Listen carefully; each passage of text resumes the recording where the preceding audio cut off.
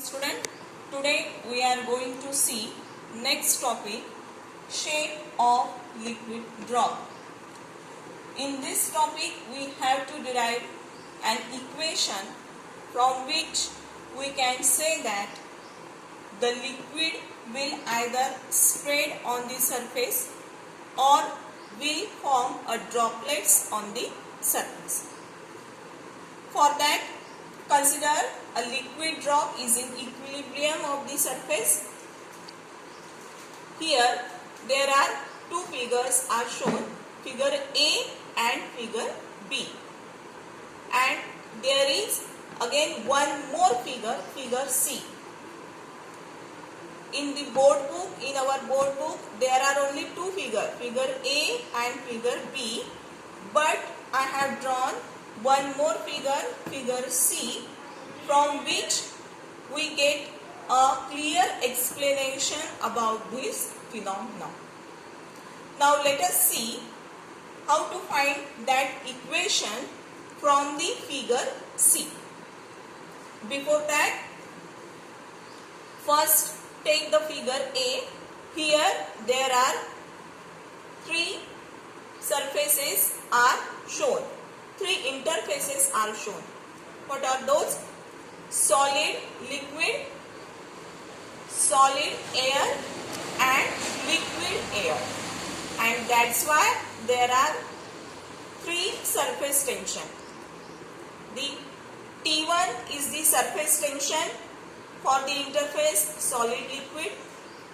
T2 is the surface tension for the interface solid air, and T3 is the surface tension for the interface liquid air. Now in figure C, it is shown that there are two components of the surface tension T3. One is T3 sin theta, which is vertical component, and another is T3 cos theta, which is horizontal component, and it is along the surface tension T1.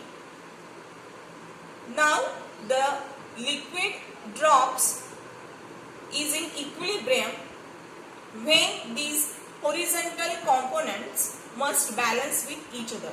Now there are three horizontal components. One is T1, second is T3 cos theta, and third is T2. When that T2 gets balanced by these two components, T1 and T3 cos theta, in that case that drop will be in equilibrium, and therefore we can write for the equilibrium of the drop, T2 is equal to T1 plus T3 cos theta. Therefore we get T2 minus T1 is equal to T3 cos theta, and from this we can write cos theta is equal to T2 minus T1 upon T3. And from this equation we get three cases. These are as follows, in which we can say that whether the drop will be formed or not, and what will be the angle of contact. It will be acute or it will be obtuse.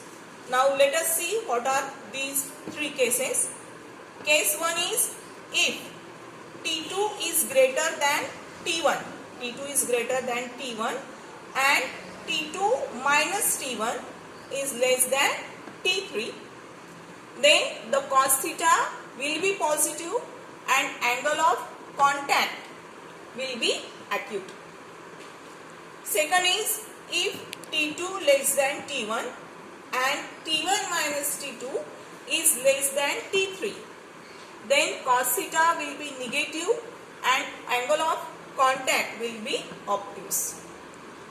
Third is if T2 minus T1 is equal to T3, that is cos theta will be 1 and theta will be 0.